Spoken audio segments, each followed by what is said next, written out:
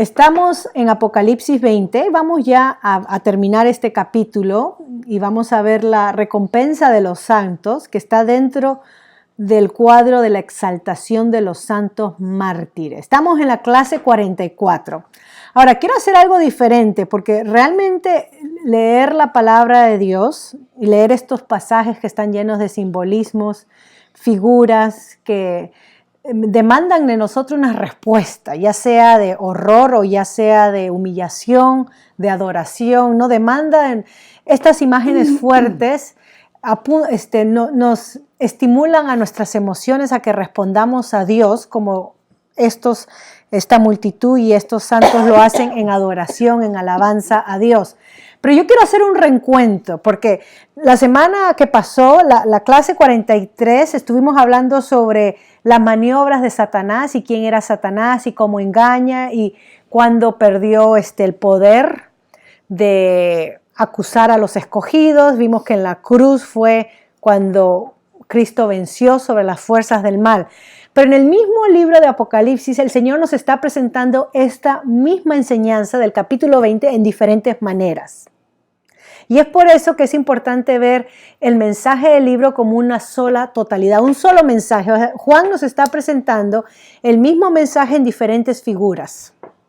El mismo mensaje que Dios trae juicio a la tierra y dentro del contexto del primer juicio vemos cómo esto encaja con la destrucción de Jerusalén y los que experimentaron los primeros oyentes, ¿no? Las 7 iglesias, pero también vemos ese eco retumbando, teniendo relevancia en cada época. En nuestra época podemos descansar que Dios va a traer fin, juicio a la maldad en que nosotros vivimos. Es un tema que hemos visto que se repite de diferentes maneras en Apocalipsis.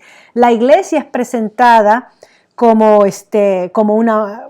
No parte de la iglesia, son presentados como aquellos que sufren por causa del evangelio, que mueren.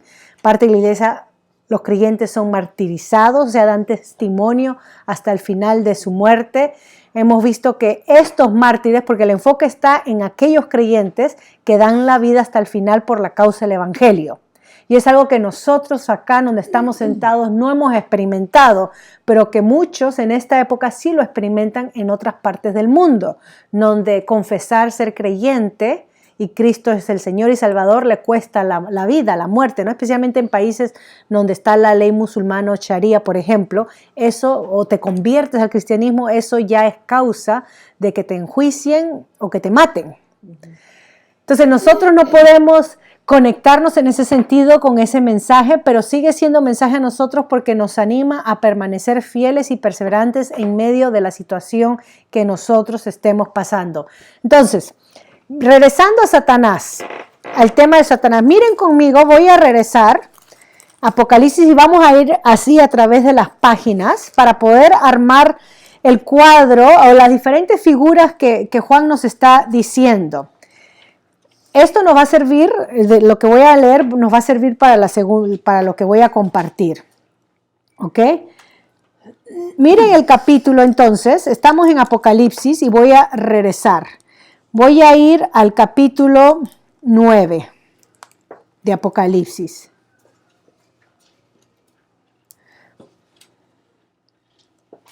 Al capítulo 9 de Apocalipsis. Y estamos dentro del toque de las trompetas, ¿no? De estas 7 trompetas.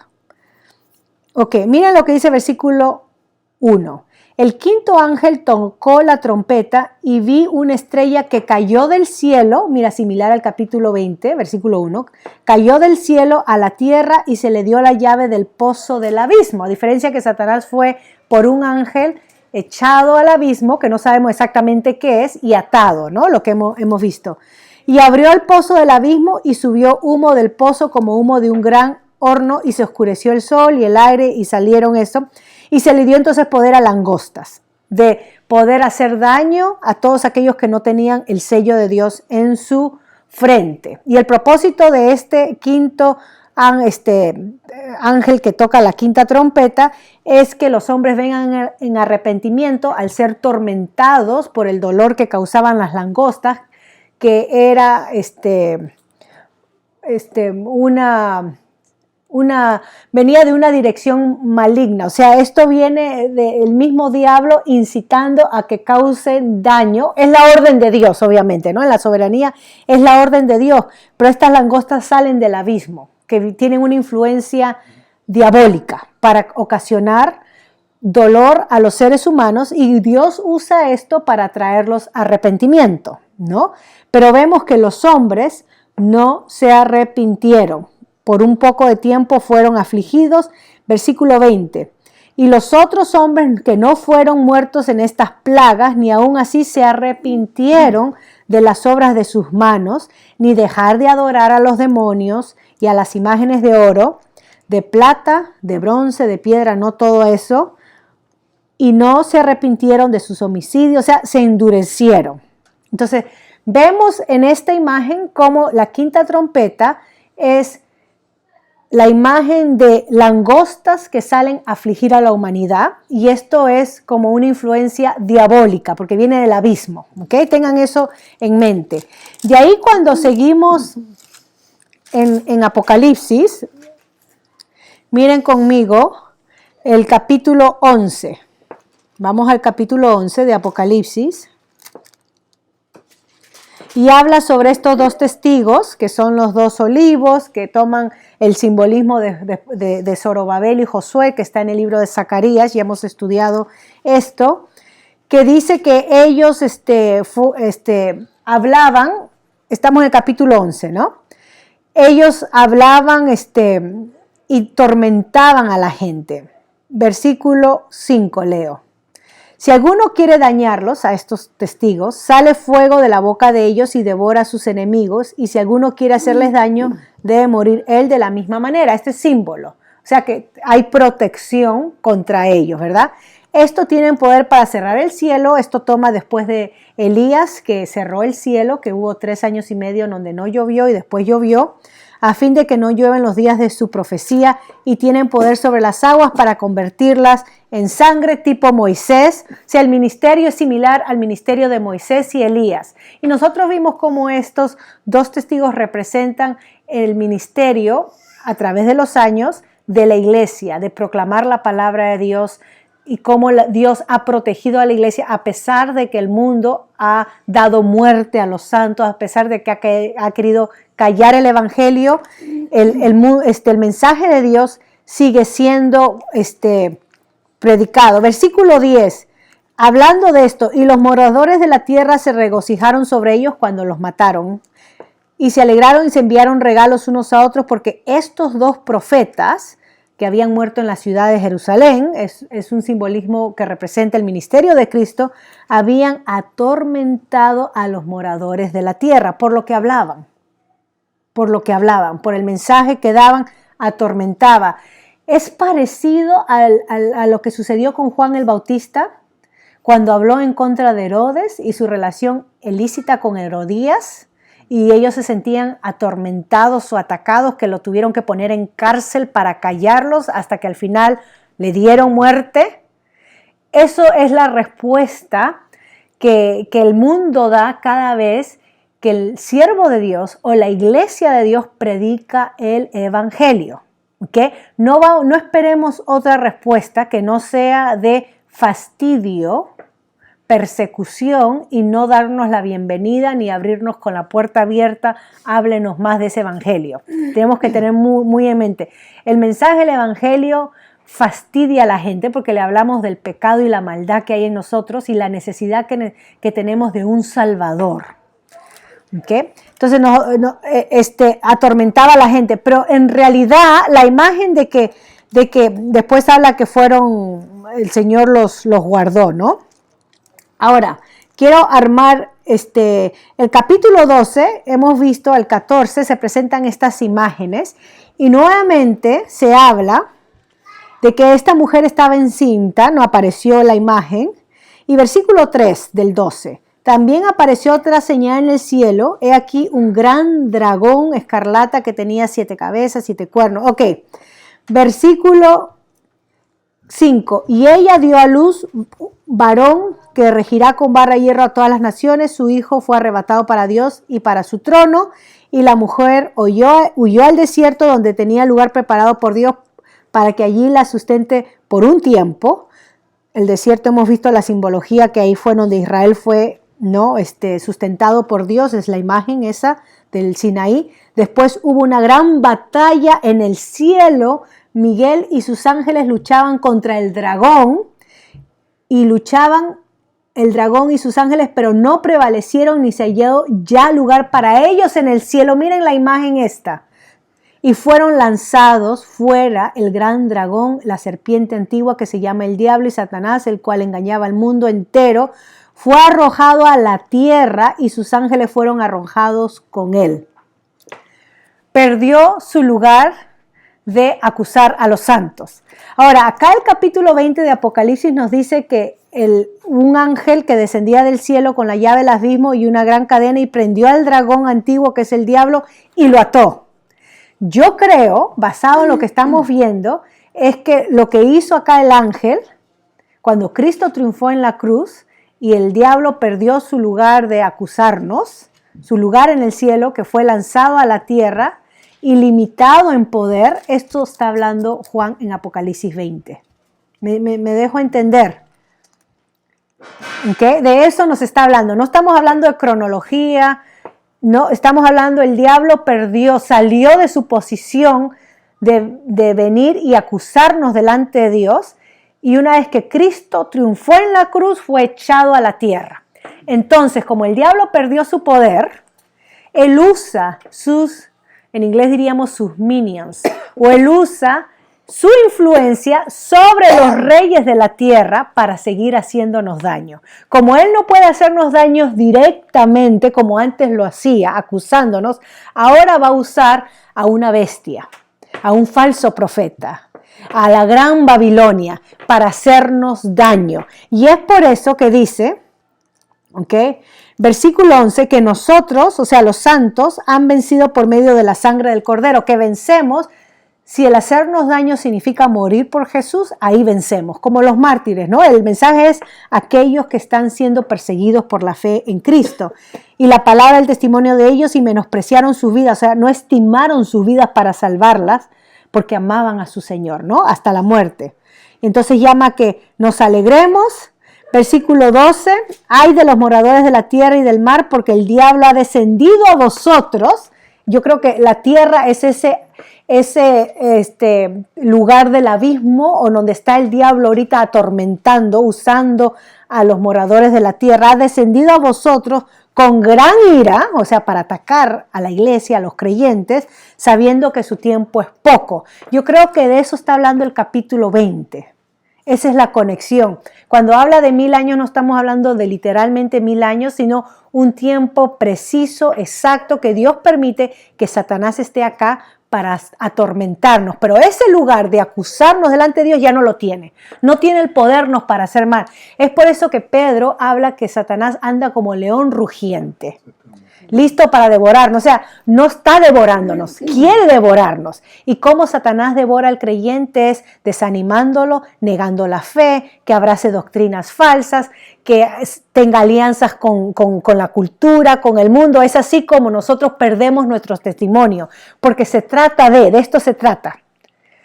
¿Estamos cumpliendo como creyentes, como iglesia, en proclamar el evangelio? ¿O nos estamos distrayendo con otras cosas que toman nuestra atención, las comodidades, el materialismo, no cualquier cosa, las alianzas quizás que tenemos, nos distrae de nuestra fe en Cristo, de ser fiel hasta el final, de perseverar y crecer en lo que hemos recibido? Porque si nos estamos distrayendo y nos estamos contaminando y estamos abrazando entonces el poder, la fama, todo lo que el diablo nos ofrece, entonces el diablo nos está influenciando y en un sentido tiene una victoria aparente. Aunque él ya fue derrotado porque Cristo ya venció, nosotros nos estamos dejando engañar con sus influencias. Entonces Satanás la influencia maligna está acá en medio nuestro, pero está limitada, no tiene ese poder para hacer destrozos, ni está limitado. Y uno de los engaños del diablo, hay dos engaños del diablo. Una, hacernos creer que no existe, pensar, oh, Satanás no existe, eso es algo de nuestro pensamiento fantasioso. Ese es un engaño, y el otro engaño que nos quiere hacer Satanás es pensar que Él existe y es sobre todo poderoso, que está en todas partes y poderoso. Y cuidado que el diablo allá va. Y vemos que Él está limitado. Entonces, ¿qué usa Satanás, no? Entonces, por eso dice, le tiene poco tiempo. ¿Ok? Y ha declarado la guerra a los hijos. Versículo 13, persiguió a la mujer, a la descendencia, ¿no? Persigue. Ese es, pero la tierra ayuda. Versículo 17, entonces el dragón se llenó de ira contra la mujer y se fue a hacer guerra contra el resto de la descendencia de ella. ¿Quiénes son? Los que guardan los mandamientos de Dios y tienen el testimonio de Jesucristo. Y específicamente en el tiempo de Juan eran los mártires, los que morían por causa de Cristo. ¿Okay? Y nosotros estamos en esa línea. Ahora, capítulo 13 nos presenta la imagen de las dos bestias y estas son los representantes de Satanás. Esto es lo que Satanás usa para hacer guerra contra los creyentes. Usa el imperio político de una nación como lo fue Roma en el primer siglo, el armamento político, el ejército, o sea, la fuerza bruta para mandatarnos. Y usa entonces el falso profeta, la falsa religión, las falsas enseñanzas que nacen o se meten dentro de la iglesia entre muchos creyentes o muchos que profesan ser creyentes para desviarnos del camino de Dios, del evangelio. Satanás usa dos cosas, de afuera y de adentro. Gente que se levanta dentro de nuestra misma congregación para engañarnos. La carta de 2 de Pedro habla de eso, sobre los engañadores que se levantan en medio de ustedes. Esas son las artimañas de Satanás. Ya que él tiene su poder limitado, estos son sus instrumentos de operación para que neguemos el nombre de Cristo, para que dejemos las enseñanzas de Cristo, para que no seamos persistentes en lo que nuestro Señor nos ha dado. ¿Okay? Entonces vemos que aquellos que le pertenecen a Dios ya son marcados. Aquellos que no pertenecen a Dios se identifican con el sistema de este mundo. Ok, el capítulo 16, y ustedes pueden leer esto teniendo este entendimiento. El capítulo 16, el versículo, acá se hablan estas plagas o estas copas similares a las plagas de Egipto. Recuerdan que vimos una por una, bien similares a la plaga de Egipto. Ahora, quiero que vayamos al capítulo 16, versículo 10. Dice, el quinto ángel derramó su copa sobre el trono de la bestia, y su reino se cubrió de tinieblas y mordían de dolor las lenguas, y blasfemaron. Esto es lo único que tienen cada vez que el mundo se ha atormentado por los juicios de Dios, esto es lo que sacan. Blasfemaron contra el Dios del cielo por sus dolores, por sus úlceras, y no se arrepintieron, ¿ok? Porque Dios le está dando oportunidad de que se arrepientan, ¿no? Ya hemos visto esto. Y entonces vemos el sexto ángel derramó su copa sobre el gran río Éufrates y se secó, y los reyes entonces se prepararon para ir, versículo 13, y vi salir de la boca del dragón y de la boca de la bestia y de la boca del falso profeta 3 espíritus inmundos a modo de ranas para engañar. Esto es lo que Satanás usa, estos profetas, estas bestias que se levantan para engañar con señales, con milagros, no con deslumbre, ¿ok? Versículo, eso es lo que Satanás es, el engañador del principio. Y versículo 14, pues son espíritus de demonios que hacen señales y van a los reyes de la tierra en todo el mundo para reunirlos a la batalla de aquel gran día del Dios poderoso. Y vemos cómo en el clímax se va preparando esta batalla, donde las fuerzas del mal instigan a las fuerzas del mundo a levantarse contra los santos de Dios. Esa es la instigación, la guerra. Esa es la guerra espiritual, y en un sentido lo vemos en el ambiente físico también. Cuando se levantan naciones instigadas, vemos que es la maldad lo que los dirige, ¿ok? Y para hacer guerra. Ahora, nosotros sabemos que Dios, esto es como la fidelidad de Dios es pero clara, que cuanto más lucha los creyentes han pasado en su época, más han sufrido, más crece el cristianismo. Esa es una gran verdad. Por ejemplo, podemos escuchar testimonio del auge del cristianismo en Venezuela. Y hoy en día las iglesias en Venezuela están repletas buscando al Señor, porque el Señor los desnudó de todo lo básico. Y eso entonces está llevando a muchos a buscar al Señor, algo que no sucedió cuando tenían la abundancia, y clamando a Dios y convirtiéndose y creciendo. Entonces, mientras que el país o la gente en lo externo uno ve, pero uno pregunta, pero Señor, ¿hasta cuándo? Tanta maldad, tanta injusticia. Y lo que no vemos es que Dios está construyendo su iglesia. Que esa maldad, esa injusticia que vemos que está pasando en Venezuela, su iglesia está siendo edificada de una manera sobrenatural. Acá, por ejemplo, vemos que las iglesias disminuyen, ¿no? Van menguando, van disminuyendo. Lo único que tiene que hacer Dios es mandando un poquito de persecución, de necesidad, y vas a ver que o nos volvemos fieles o nos volvemos ateos. O abrazamos a Dios porque es lo único que tenemos, o decimos eso es falso, mentira, me voy al mundo. Hace dos cosas, confirma mi fe. En Cuba uno va y visita las iglesias, están repletas, no hay lugar donde sentarse, en las ventanas parados. La necesidad. Y eso es lo que Dios espera acá con los juicios de la tierra, es que el hombre se arrepiente y regrese acá. Entonces, mientras que nuestros ojos ven injusticia, maldad, lo que no estamos viendo es que Dios está edificando su iglesia. Y por eso nosotros debemos de unirnos al cántico de los mártires y decir, santo es Dios poderoso, ¿quién como Jehová, oh Dios, grandes y maravillosas son tus obras? Unirnos al cántico, porque aunque vemos que acá todo se desmorona y se va a la ruina, Dios está edificando su iglesia. Y ya lo dijo Jesucristo, que las puertas del Hades no prevalecerán contra ella. Entonces Satanás está acá dándonos candela, haciendo todo lo posible para distraernos, sacando gente de la iglesia, disminuyendo, desanimando, quizás distrayendo al pastor con otras cosas en vez de ponerlo a orar. No, Satanás está haciendo todo lo posible para que nosotros perdamos nuestro enfoque y entonces nuestra fe dependa de lo que veamos. El número, el dinero, nuestra fe depende de lo visual y no nos damos cuenta que esos son los medios de Dios para edificarnos. Para edificar nuestras vidas, para hacernos más maduros, más dependientes de Él. De repente, esto significa necesitamos orar más. Nos hemos vuelto muy hacer, y terminamos pensando que la obra es nuestra, que depende de nuestras fuerzas, y hemos dejado el aspecto espiritual, la oración. ¿Cuánto se ora en la iglesia?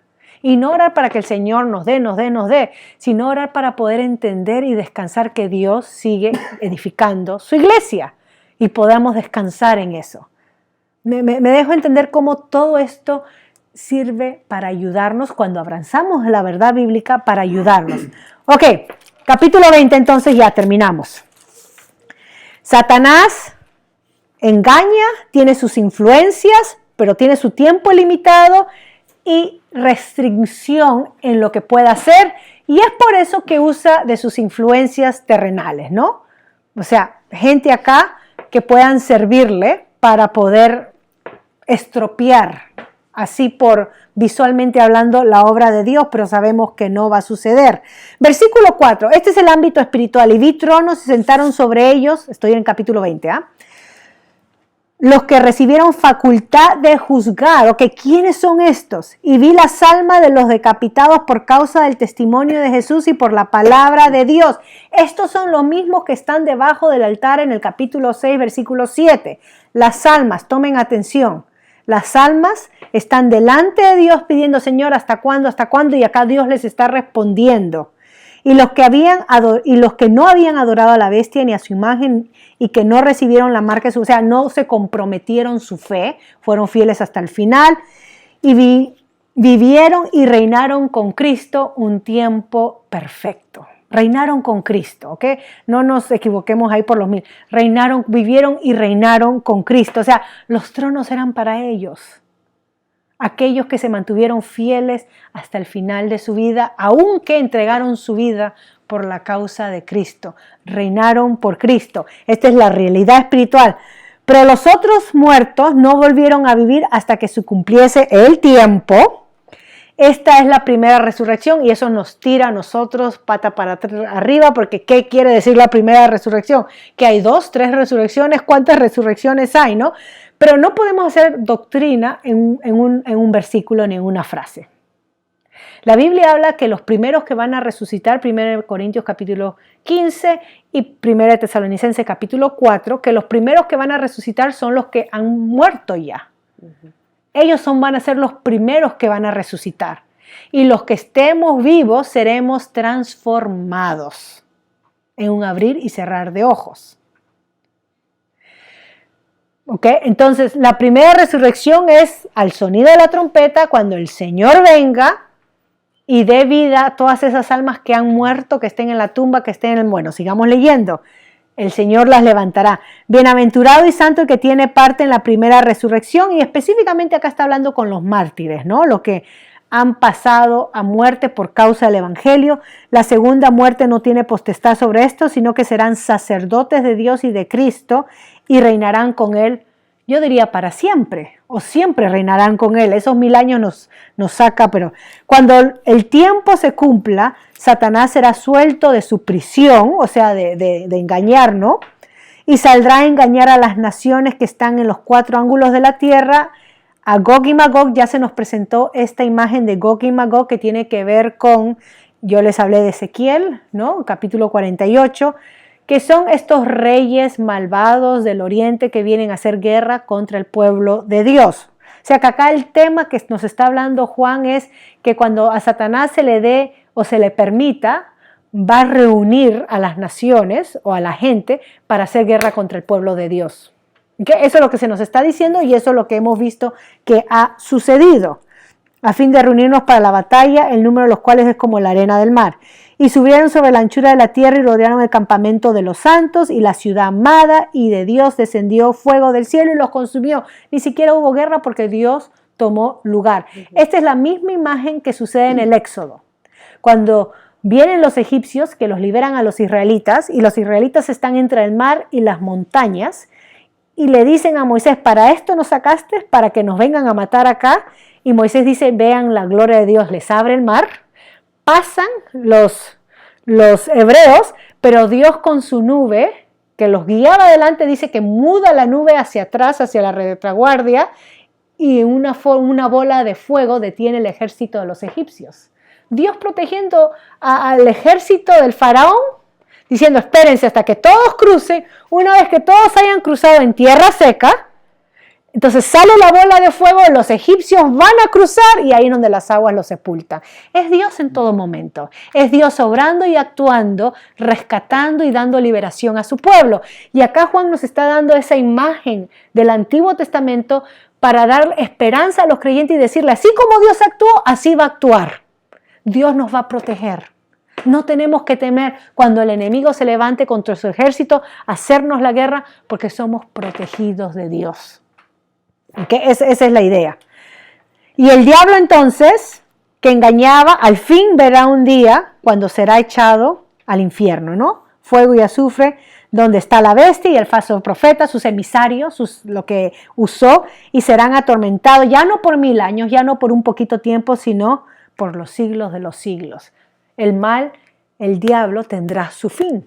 El mal va a tener su fin. Eso es lo que nos está diciendo Juan.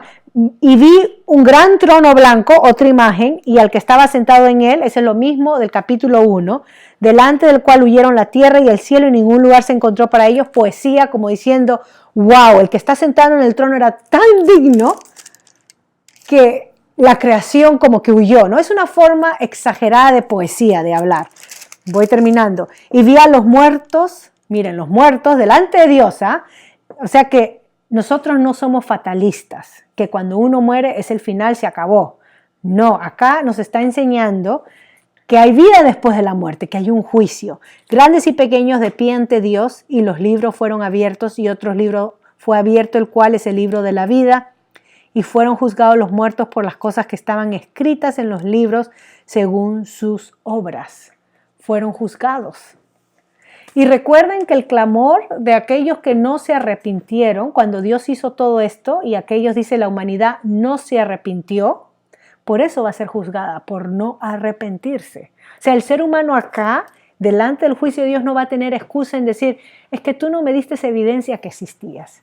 ¿Cómo yo sabía que eras tú llamándome? ¿Cómo saber si Jesús es el único camino habiendo tantas religiones? El ser humano no va a tener ninguna excusa porque se le va a exponer su vida y cómo Dios en cada instante de la vida ha estado jalándonos las orejas o llamando nuestra atención para que vengamos en Él y cómo nosotros hemos respondido, cómo hemos actuado. Todo eso se va a reflejar, ¿no? No va a haber nada encubierto. Y el mar entregó a los muertos, o sea, aún aquellos que fueron incinerados, comidos por aves, lo que sea, si los muertos serán entregados. Y la muerte y el Hades entregaron los muertos que habían en ellos y fueron juzgados cada uno según sus obras. Y acá muchos sacan una doctrina de justificación por obras. Pero no está hablando de justificación por obras, porque la diferencia de los creyentes cuando somos juzgados versus la diferencia del resto de la humanidad que no es creyente cuando es juzgada es una sola cosa. Romanos nos dice que no hay justo ni no hay ninguno y que todos hemos sido condenados. No va a haber ni siquiera ninguna obra nuestra que podamos decir esto nos hace digno del cielo o de la presencia de Dios. Y Dios nos va a mostrar eso. Ahora, algo especial con los creyentes es que nosotros, estando en Cristo, ya no somos juzgados como el resto del mundo, porque ya somos salvos. En nuestra posición con Cristo, vivimos con Cristo, vivimos con Dios, reinamos con Dios, somos justificados en Cristo, glorificados en Cristo. O sea, el creyente como que tiene un pase libre. Cuando Dios viene a juzgarnos, nuestra salvación está garantizada. Pero entonces ahora tengo que dar cuenta a Dios cómo viví mi cristianismo. ¿Lo viví conforme a Jesucristo o lo viví conforme a Yoconda? ¿Cómo yo viví mi cristianismo? Ahora yo puedo decir, bueno, yo no sé cómo vivir el cristianismo, es tan difícil, unos dicen esto, otros dicen eso. Bueno, tengo que leer los evangelios. ¿Cómo vivió Cristo? Haciendo la voluntad del Padre. Aprendiendo del Padre, siempre Él iba a las sinagogas y recitaba, ¿no?, la palabra de Dios y enseñando las cosas de Dios, compartiendo las cosas de Dios. Sometiendo todo al Padre, orando, dependiendo del Padre. Así es como se vive el cristianismo. O sea, Cristo nos enseñó cómo vivimos nuestra vida con Dios. Así que nosotros vamos a ser juzgados en cómo vivimos nuestro cristianismo. Oye, yo le puedo decir al Señor, pero Señor, yo hice tantas cosas por ti. Y el Señor dirá, si no le pertenezco a Él, apartados de mí, hacedores de maldad. Porque al fin, aunque tú digas que me serviste, y quizás sí servimos, pero si mis intenciones y mis obras eran malas, Dios no los acepta. Él es el único que puede juzgar eso, ¿no? Y acá entonces estamos delante de ese trono blanco donde seremos juzgados, ¿ok? Según cómo hayamos respondido o vivido nuestra fe. Y entonces la muerte y el Hades fueron lanzados al lago de fuego y esta es la segunda muerte. O sea, todos somos resucitados, ¿ah? Incrédulos y creyentes somos resucitados, unos para muerte, otros para gozar de la vida eterna, que ya empezó. Y el que no se halló escrito en el libro de la vida fue lanzado al lago de fuego, allá donde estaba el diablo, la bestia, al eterno sufrimiento que no me imagino cómo será. La Biblia lo describe como un horno de fuego. Imaginen esa figura, es repilante, que siempre arde.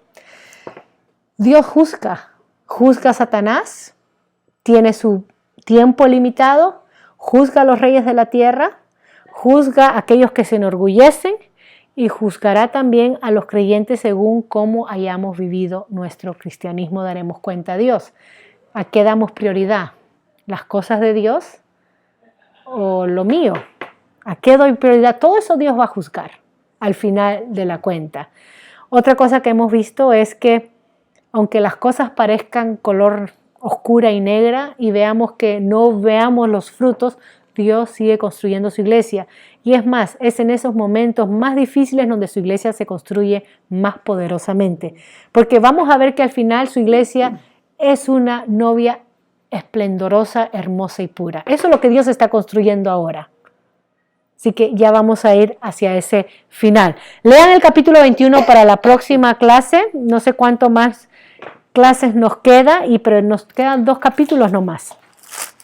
Y después seguiremos con el estudio de Romanos, para que puedan leerlo o escucharlo y así prepararse.